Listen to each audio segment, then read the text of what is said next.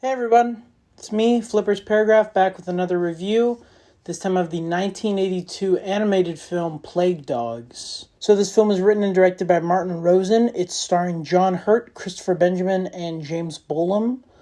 And it's a very tragic story about these two dogs that escape from not a training facility, but a experiment facility, a scientific lab where they're being horribly abused. And they escape from this lab into the hills of England, and they start killing sheep to survive, and they're hunted as sheep killers, and then they accidentally kill a few humans, and then they're suspected to have the bubonic plague. The whole town goes after them, and eventually they make it to the ocean, where they swim off to an island, and presumably die at sea. So you can probably tell from me just reading that plot description that this is a very sad film.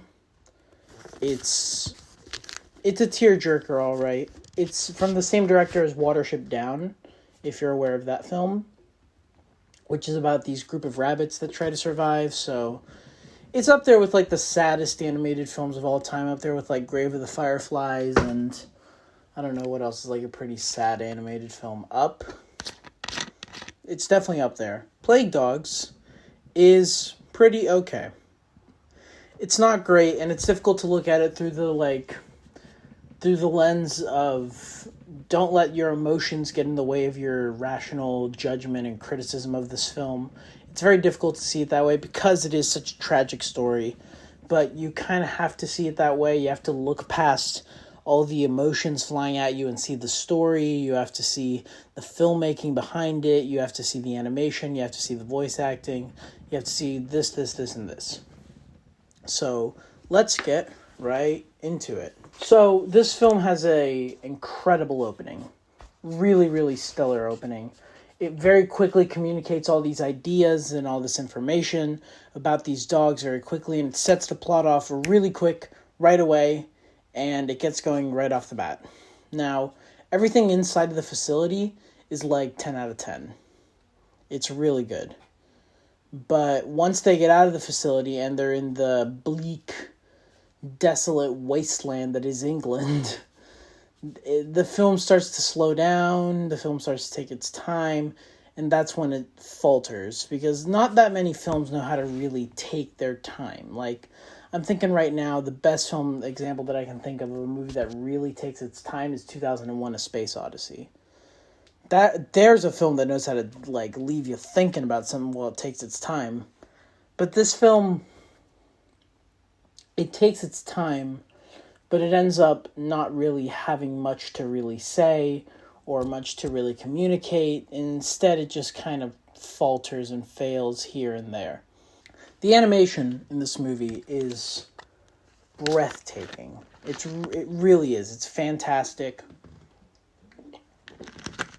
Maybe breathtaking is a stretch, but it is really good.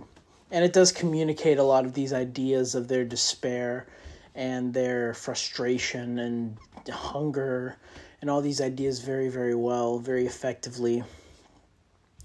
A lot of the character designs are very good, especially one character. There are two main dogs called Ralph and Skitter. Snitter? Stinter. Skinny? Skitter? But Snitter has really good character design. And part of it is that his character design tells his story, tells his backstory. He has a backstory of having accidentally killed his owner, and they did brain operation on him, so he has this big-ass scar on his forehead. And it's really heartbreaking to see these dogs get so horribly abused. Ralph has to endure, like, torture by water, and Snitter has this, like, surgery on his head. I keep wanting to say Skinner. So, the first 20 minutes, when they first show the dogs, when they first show the facility, when they first start the story off and they have their little escape adventure, all of that is amazing. All of that is like 9 out of 10, 10 out of 10. All of that is fantastic. Once they start attacking sheep, that's when the story starts to really feel itself, and it starts to weigh and starts to get a bit heavy and starts to drag, which is detrimental to the film, as it eventually leads to a weaker ending, and it leads to weaker character interactions.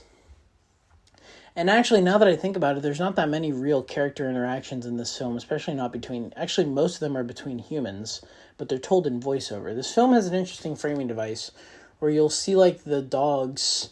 It's told almost in a vignette style, because there's a lot of editing where it's like they'll fade into a scene will happen, and then they'll fade out, and then the next scene they'll fade in, and then we'll just see the dogs, like, trying to survive, and then there'll be voiceover from, like, two humans talking about them, and that is what provides our exposition, and then we fade out. So the question is, what are we trying to accomplish? What are we trying to do here? Why are we here? Why are we watching this movie? And I can't answer that question. I honestly can't. I can answer that question for plenty of other movies, but not this one. This movie has a core. It does have a core. But that core is very weak. Certainly weaker than Watership Down. And it's one of Martin Rosen's weaker works. It's still pretty good, but it's weaker for him. And as we continue to watch his movies, I'll watch more of his movies. I'm not super familiar with Martin Rosen, but I'm wondering if it's a trend of that, like, vignette style, or whether or not, because that was all honestly kind of tiring as well. That got really old really quickly, and the vignette style only worked for so long before it just became another redundancy in the script. But there's some really effective drama. There's some really, really effective drama. There's some great character interactions. There's some great deaths. There's some great escapes. There's some great, like, footage of them just kind of wandering the countryside over this voiceover, and when you see them, like, actually talking about their past lives. And there's this also really, really interesting narrative point of Snitter's past life, where he barely remembers it because of the brain operation, but he kind of remembers it, but he still doesn't. And it's this whole big dramatic thing of, like, what happened to Snitter, and what did they do to him, and what was his owner like? Because Snitter talks up having an owner quite a bit. He's like, having a master would be the best thing for us, what, Rolf? And Rolf's like, well, fuck you, Snitter. And eventually, like, you see, like, Snitter wasn't lying about the master, and you see eventually how loving it really was for him and how cherished he was. And it's heartbreaking to watch. It really is. It's really heartbreaking to watch. And it's a very interesting narrative thread that I wish went further, and I wish they did more with it, but they don't end up doing much with it, unfortunately. It just kind of is a thread that deviates from the main plot for a little bit and then just kind of goes nowhere, unfortunately. There is some really, really, really good dialogue, though. The dialogue in this movie is superb, especially from a character called the Todd, who is a fox. He has this awesome Scottish-Irish accent where he's like, "Can you do it, lads?" or whatever. And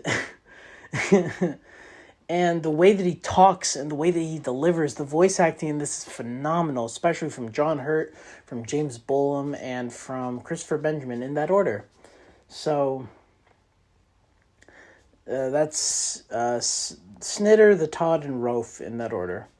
Rolf is the weakest character. I didn't quite vibe with him at all, but I really connected with the Todd and Snitter.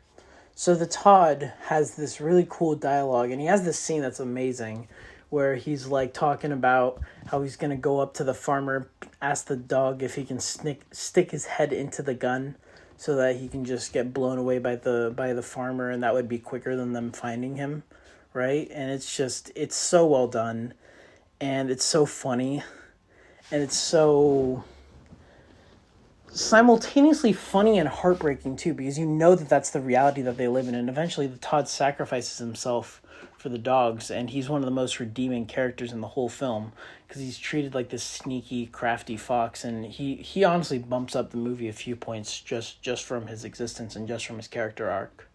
His character arc is fantastic. It doesn't feel like Snitter and Rolf have much of a character arc, but it really felt like the Todd had one. The Todd had a big character arc.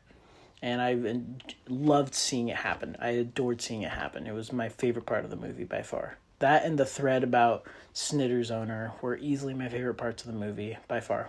Okay, so down to the technical aspects. Like I said, the animation is great. The voice performances are great. The editing is quite bad, actually. It's bad enough for me to actually point it out. The sound is fine. I usually bring up sound, but the sound is just mediocre. It's average.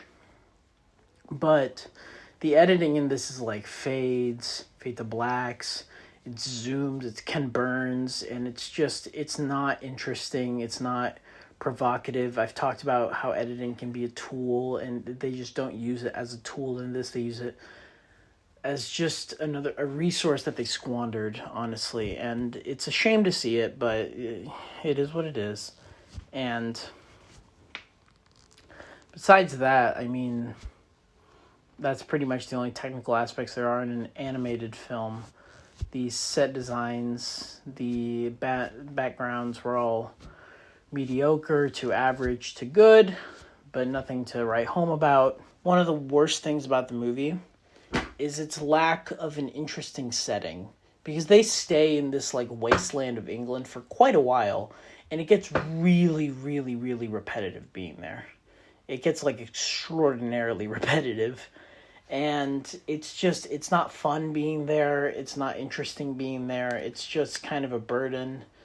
And it's difficult to watch just because it's like the same tones of green and blue and gray are hitting your eye. And it's just like, okay, can we move somewhere else? So much that when they finally, at the end of the movie, when they go to the beach, that was like, I was in right there. Because I was like, finally, a new setting. And then the movie just ended. So we didn't get to experience that setting much. It's a shame. We have these great characters, this great effective drama, but in this boring setting. And it's like, what are you going to do? It's a shame. But hey, I mean, this movie was all right. It's pretty good. I would recommend it to fans of animated movies if you're a fan of Watership Down. If you like sad animated movies, if you like animation, like art house animation, I'd definitely recommend this one. But overall, it's not the greatest. You could spend your night watching something better. So I'm going to give this one a 68%. So that rates it slightly above When Harry Met Sally. And that makes it the fourth lowest film that I've ever reviewed on this channel. Thank you guys so much for watching. Don't be afraid to like, comment, subscribe. Tell me what I should review next. Subscribe to the Patreon. Subscribe to the Twitch channel. Tell me if you want to do Twitch streams. We can watch a movie together. It'd be a lot of fun. Love to see you guys there. And yeah, I mean, that's pretty much it. I'll see you guys later. Bye-bye.